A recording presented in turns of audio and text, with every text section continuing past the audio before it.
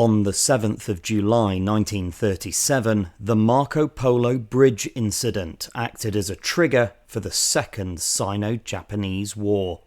Welcome to HistoryPod.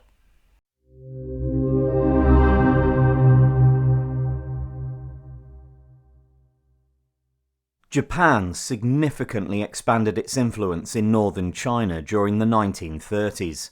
Following the Mukden Incident and the subsequent occupation of Manchuria, Japan had established the puppet state of Manchukuo.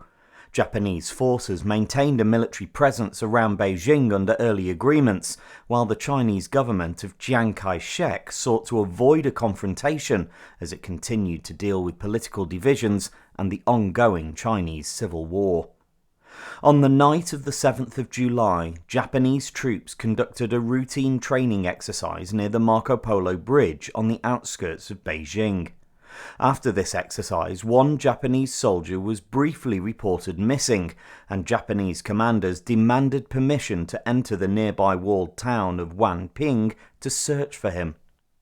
Chinese forces refused the request, regarding it as a violation of their sovereignty, and although the missing soldier soon returned safely, tensions had already escalated and exchanges of gunfire broke out between the two sides, with each blaming the other for firing first.